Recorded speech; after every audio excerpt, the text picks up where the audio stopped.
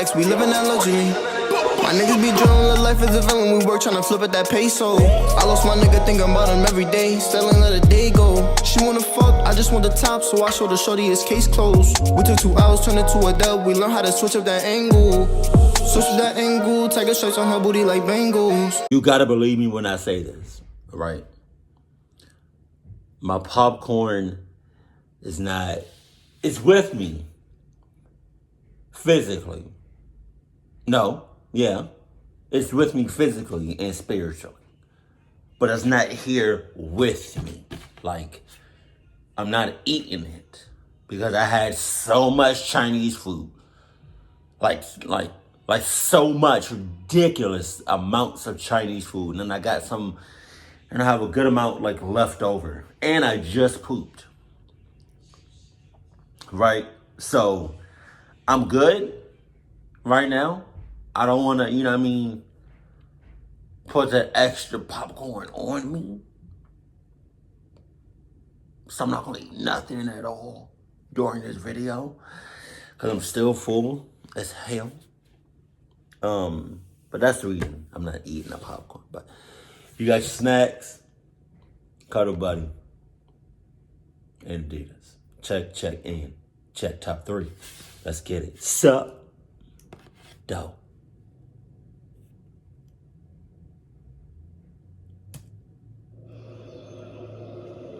Okay. Oh, Peanut. Oh, Miss Peanut. Comment Peanut in the comment section if y'all miss Peanut.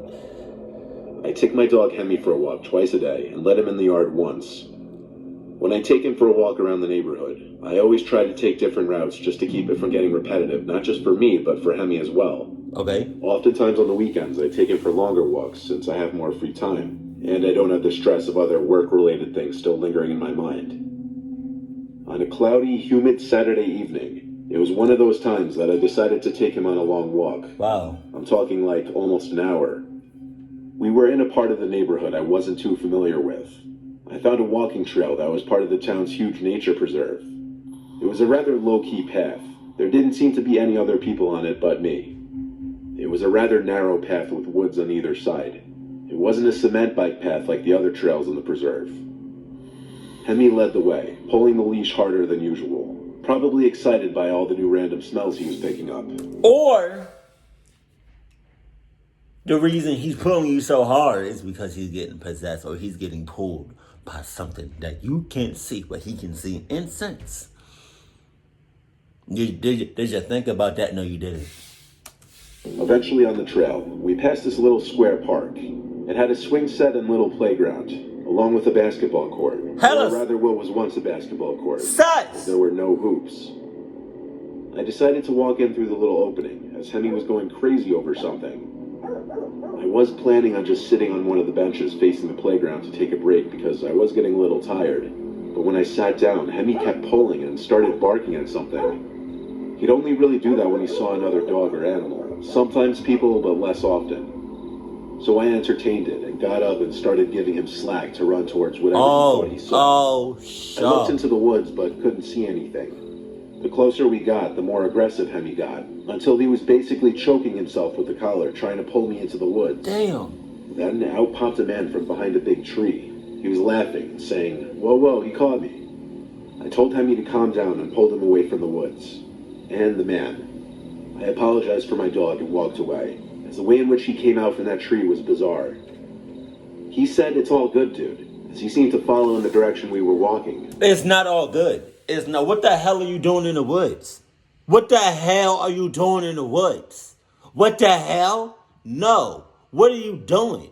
Cluck you. Hemi kept looking back and barking. I continued to tug him forward.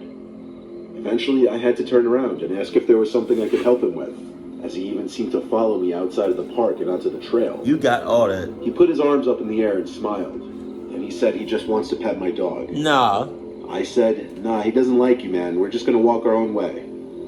He didn't reply, so I turned and continued walking, faster now. Hemi kept turning around and growling, and every time I'd look back, he'd be the same distance away from me, kind of off the trail a bit, half hiding behind the trees like he thought he was being slick. I was about to call back at him to piss off, but then it hit me this guy might be dangerous. started running down the trail until I came to the little opening we entered from and exited through that. Back on the streets, Hemi would keep looking back as we ran, but I'd have to tug him to keep running. We ran all the way back to my house without stopping. I actually do cardio regularly, so I wasn't concerned about that guy keeping up. I highly doubted it, especially since Hemi stopped looking back eventually. It was now a couple hours after getting back. Hemi was in his bed, which was right next to mine, when he unexpectedly lifted his head to look at the window and growled. At first I thought it was because of the sound of the rain droplets that had just begun to hit the outside of the window. I was thinking about getting up out of bed to close the window, even though I was already comfortable in bed. Then it happened. A voice speaking into the window. A voice I recognized from a few hours ago, asking if I knew why he was in the woods. Hemi started going crazy. I jumped in my skin and turned to the window. I couldn't see his features or face, but I could see the outline of his body at my window. I yelled, "What do you want?" He calmly asked if I saw what he was doing in the woods. I told him no, and he asked me, "Are you sure?" Yes. I said yes with a tremble in my voice. He said okay, and I saw the outline of his body move away from the window. Hemi stopped growling after a few moments. I closed the window and latched it. I wouldn't have been able to sleep that night without calling the police. I told them I was followed by someone in the park, and that he came to my window. The dispatcher asked if the man left, and I told her to my knowledge, yes. She said if he were to come back, to call 911 again. She implied it was a busy night since it was a Saturday. I did feel comfort knowing Hemi would give me a warning at least if he were to come back. He didn't end up coming back though, thank God. The man's words, "Did you see what I was doing in the park?" still don't really make sense to me. I wonder if he were implying he was doing something he didn't want others to see, and that he was worried I witnessed it. But that alone would raise even more questions. That's none of your business. Just back off, back up. That's none of your business. What's this dance called? It's like, that's it. It was a regular night in the summer of 2010. I was taking my dog Poppy out for his nighttime walk. Poppy. I usually take the same route. Sometimes I'll stray down one different block. Not always, though. This one night, I branched off a familiar block to a not-so-familiar one. All that I knew of this block was that there was an abandoned house on the corner. It's known as the murder house. Wow. All you could have said was haunted house, and I'm good off of that. I'll be taking the same route every day until I decide to move. But you said it's a haunted house. That's enough for me, dog. But then right before I pressed pause, you was like, it's a murder. So it's a murder house too? What else? It's definitely a clock house. What's like? I was about to say it. Y'all know what I get? What? I didn't say nothing at all. Do you know? Okay, clock it. I'm talking too much. I've only ever passed it while driving. The first time I saw it, I slowed down just because it's such an eyesore, sticking out like a sore thumb from the rest of the houses. I never could understand why the town wouldn't just tear it down and build a new home, especially given the house's history. The reason no one ever bought it was because of the murder of a young woman inside, potentially by her boyfriend. He was never to be heard of again. No body, no signs of leaving, nothing. Walking down the block, I saw the house slowly getting closer. I already planned on stopping in front of it to take a look. Wow. But Poppy actually stopped before I even did, and just looked at the house. I could tell by his ears and his head tilting that he was engaged by something. I looked around the neighboring houses, which were spaced out generously. And our neighborhood has a lot of green, meaning tons of bushes and trees lining the streets. Wow. Plus, it was as dark as could get out, and the house was conveniently situated in a gap between the streetlights.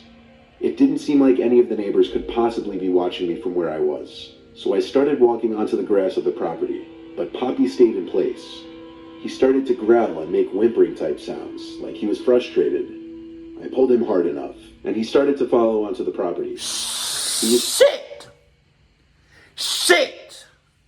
Poppy knew that was weird for me to even say. That was sus. Poppy. Wow. But Poppy knew what was up. He knew exactly what was up.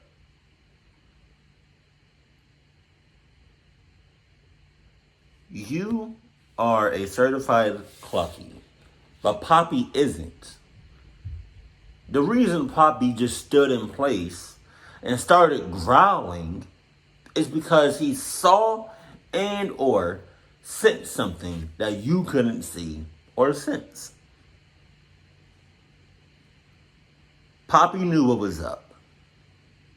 He was giving you pretty much all of the signs a dog can give you.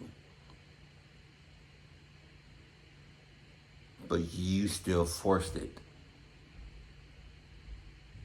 Damn. Fixated on a window that was opened. I stepped onto the house-length front wooden deck and walked to the window. Poppy was still making growling and whimpering sounds. I pressed my face up to the screen of the window, surprised the window was even left open. I started to wonder if maybe someone was still managing this house in some way, whatever that would even mean. Inside the house was dark, but not pitch black. I could see the walls to the empty living room, and then the opening in the wall that led to a back room with another window. As I was observing, I heard the sound of something inside the house, like a blunt object hitting the floor. It came from further back in the house, like in that back room. Having my dog with me gave me some kind of weird confidence boost to go through the side of the backyard. Wow. The backyard was literally huge. The grass was very tall, indicating I was likely wrong about any kind of property management. Only thing in the big yard was an old wooden decrepit-looking shed in the corner. The door to it was slightly open. I was more curious about looking in through that window. As I looked inside, I couldn't see anything except an empty black room, probably what was once a mud room. Poppy was looking at the shed, not barking or growling though. He was kind of silent. I walked quietly towards the shed, tugging him slowly and softly to keep him quiet too. The door was open enough for me to look inside the giant shed. It was not empty. There weren't tools or bicycles or anything. There was just this skinny girl standing in the middle of the otherwise empty shed. I say girl, but I couldn't tell if it was just a girl or a woman. Poppy suddenly went ballistic, barking and making these noises I could only describe as a dog's version of screaming. He wasn't pulling to go inside of the shed, he was pulling to get away. The girl's head inside the shed turned to the door and I ran. We ran. Poppy and I ran for 3 straight blocks until I was out of breath. Oh shit. Then we walked the rest of the way back to my house. I went to a house nicknamed Murder House, where a young woman was killed potentially by her boyfriend. And then I witnessed a young woman standing in the middle of that empty shed. I don't know if I believe it was an apparition, or just some girl by chance trying to explore that abandoned house just like me. That was definitely your spirits. Oh, it's 3? I thought it was, yeah, I thought it was only 2. I was 10 when my parents let my brothers and I get our first dog. I'm the middle sibling, and it was always my older brother and I's job to walk the dog. Our dog's name was Nyla. Nyla was a golden retriever. My brother would walk her in the afternoon after school, and I would walk her at night. I don't remember anything about what kind of night it was. Cold, warm, weeknight, weekend, nothing. All the details I remember are what I'm including in my recounting of this experience. I was like halfway through my walk with Nyla when she looked across the street and her tail started wagging. She started barking and tugging to go say hi to this dog that was being walked by a man across the street. The man Is this real footage?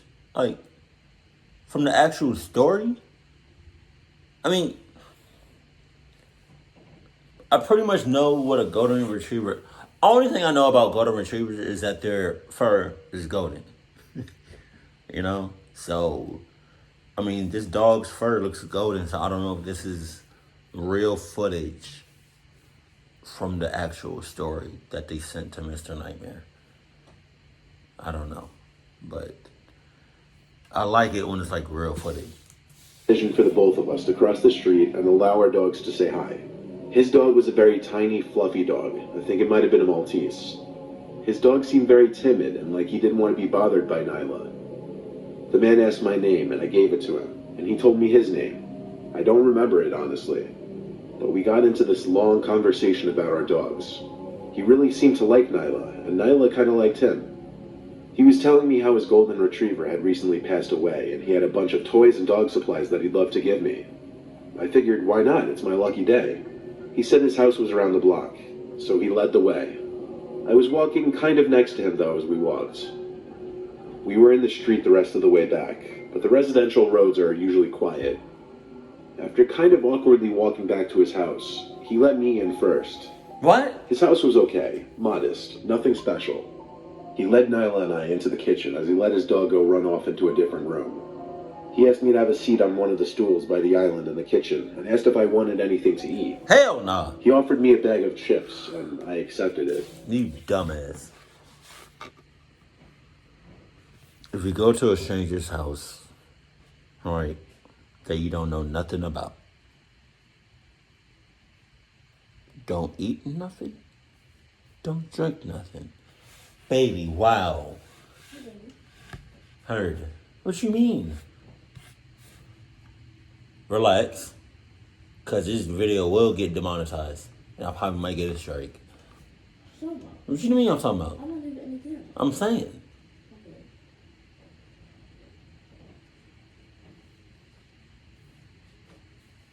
Alright. I'm not in the camera. Hey. May. Oh. Yeah.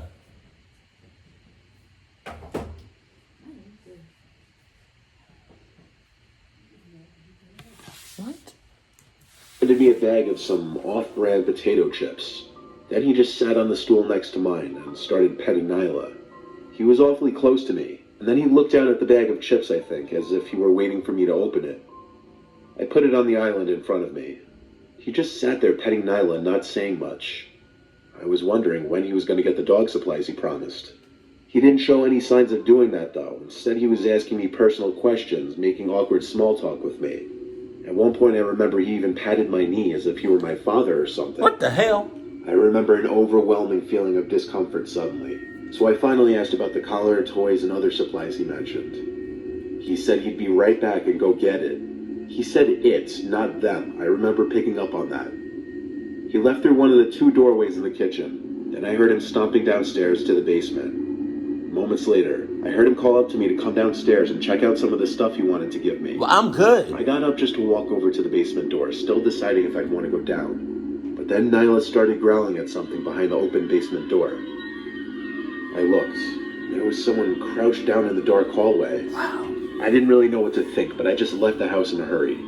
I got home and didn't say anything to my family. I just went to my room the rest of the night, quiet and shooken up. It was the first and only time I ever felt I was about to be targeted for being a young age. My only explanation was there were two men in that house, and the second I'd walk into that basement, the other would have shut the door on me. I didn't tell any of my family about it simply because it made me uncomfortable and honestly slightly embarrassed. Telling the internet anonymously is completely different.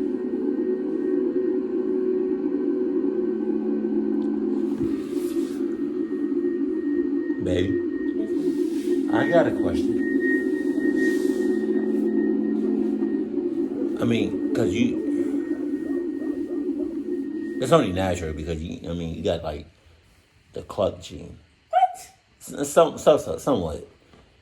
I will never forget the day that you just thought about buying a Ouija board. If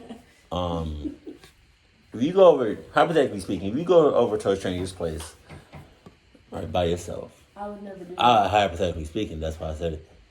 But this isn't even like... So, right, and then... I'm listening, baby. What you looking at? Are those shorts or panties? Both. What? So, you go over there, and a person offers you something to eat. Would you eat it? No. Would you drink it? No. All right. No, what was that? You thought about it. No, I didn't. Because she was like... Because I wanted... What? That's not the face that I made. The face that I made... What's up, guys? It was... Nah. Yes, it was. No, you don't switch up. Type of bomb. I'm saying. Yeah, no. Okay. But what am I doing in a stranger's house? I don't know. Oh. This person was walking a dog. And I'm not going to walk a dog. All this is just not me, but go ahead. They was walking a dog. And what's the name? I forgot if it was male or female, but they came in encounter with somebody they never met before. And they were saying that they had a dog, but it died. Oh my God.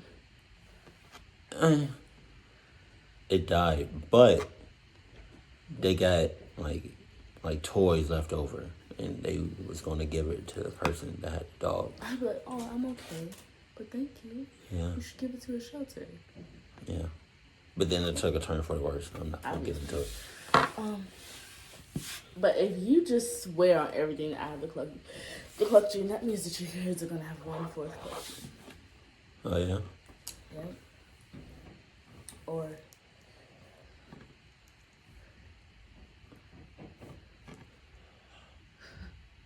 what's the thing that you did? What?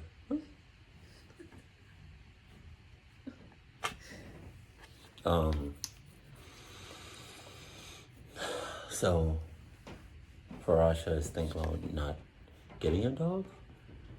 Do you want a dog? No. But we're getting a dog. If you don't want one, you get one. Okay. I don't want a dog. I'm gonna get a dog, my name is Jelly. It's only right. Peanut jelly next was gonna be named Butter. Mm-hmm. Yeah. And then if you get another one, it's gonna be named Sandwich. Yeah. Then get another one, name it Leftovers. What? Oh my God, that's so sad. That's so sad. How many dogs? Then I'm gonna get another one and name it. It's in my stomach. Another one, I'm gonna name it. Shit. Yeah. Another one, I'm gonna name it. That's it, baby. No. Sewer. I knew you was gonna say that. Another one, I'm gonna name it. What's up? I don't know. Baby, what you doing? That's it, baby. Pursue it. That's rap. Oh yeah. What happens after that? It goes in the irrigation system. The what? Irrigation is like the piping. It's like the sewer system, but like I think that's what irrigation is. I might be wrong. There's not a place on earth that it just piles of shit. Yeah, it's literally piles like trash and stuff like that. But poop is biodegradable. Yeah. So it's like not recyclable, but the earth recycles it.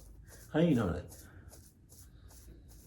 You seen poop just go into the ground? Dissolve into the... No. Yeah, So yeah, shut up. Hey, baby. Get off me. Get off me. Get off. What? What?